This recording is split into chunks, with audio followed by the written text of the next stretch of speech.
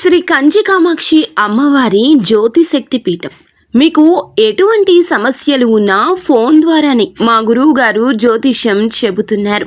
భార్యాభర్తల కలహాలు, ప్రేమించిన వారు దూరం కావడం, డబ్బు, వ్యాపార సమస్యలు, పెళ్లి కుదరకపోవడం, సంబంధాల సమస్యలు, గ్రహ దోషాలు, భూమి వాస్తు దోషాలు, విదేశీ ప్రయాణం కోసం, ఆరోగ్య సమస్యలు, కుటుంబ సమస్యలు, లక్ష్మీ శాంతి, గృహ శాంతి, వివాహం ఆలస్యం కావడం, స్త్రీ పురుష వశీకరణం, నాగదోష నరఘోష సమస్యలు, సినీ ఫీల్డ్ గురించి, విడాకులు, కోర్టు సమస్యలు, రియల్ ఎస్టేట్ సమస్యలు, రాజకీయం, ప్రమోషన్ గురించి, శత్రు వశీకరణ, చెడు ప్రయోగాలు. మీరు ఎక్కడెక్కడో జ్యోతిష్యం చెప్పించుకొని అది నెరవేరలేదని బాధపడుతున్నారా?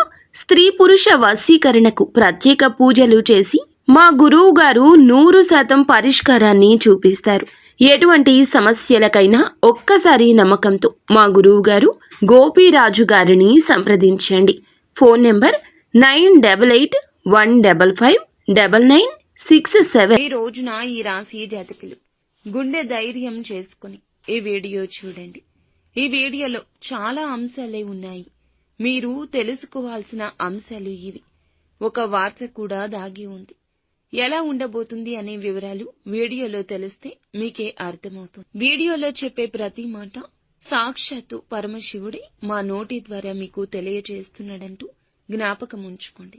ఏదైనా ఒక విషయం గురించి చెబుతున్నాము అంటే అందులో సత్యం ఉండకుండా ఉండదు.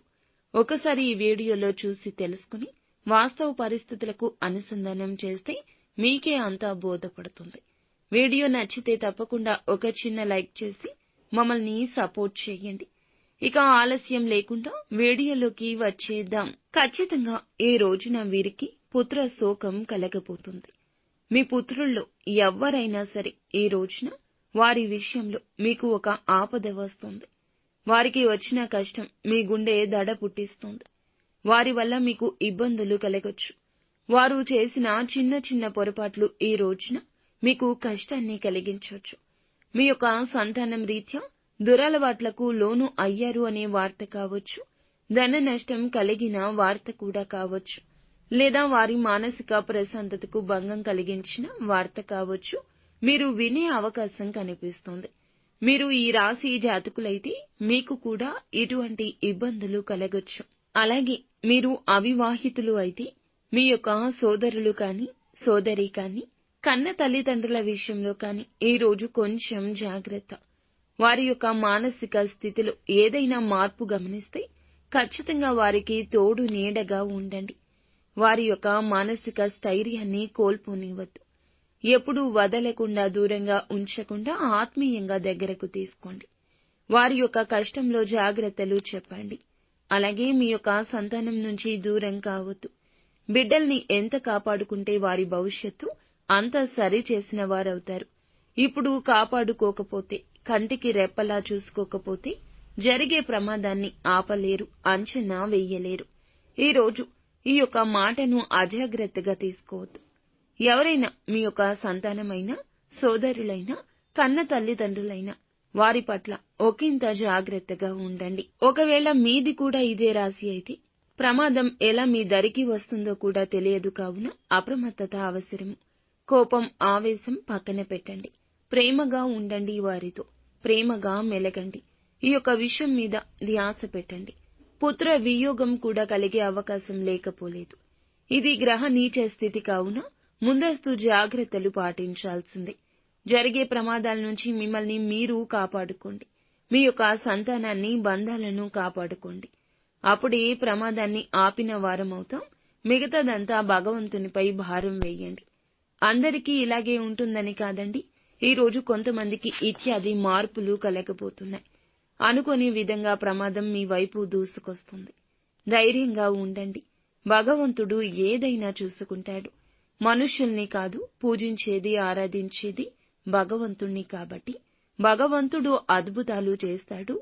అపనమ్మకంతో ఉండొద్దు. మిమ్మల్ని మీరు దృఢంగా నమ్ముకోవాలి. ఎప్పుడు ఏదో జరిగినా కొన్ని తప్పిదాల రీతిన ఈ రోజున ఆ ప్రభావం మీపై పడొచ్చు. ఎప్పుడో జరిగిన కొన్ని రకాల సంఘటనలు ఈ రోజున పునరావృతం అయ్యి మీ మనసుకు ఇబ్బంది కలగచేస్తాయి. మానసిక ప్రశాంతత లేకుండా చేస్తాయి.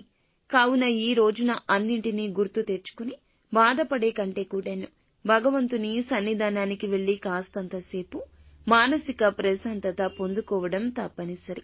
ఈ సమయంలో ఏదైనా ముఖ్యమైన డెసిషన్ తీసుకోవాలంటే మంచి సమయమా కాదా అని ఆలోచిస్తుంటే తప్పకుండా జాగ్రత్తలు పాటిస్తూ డెసిషన్స్ వాయిదా వేసుకోవడం మంచిది.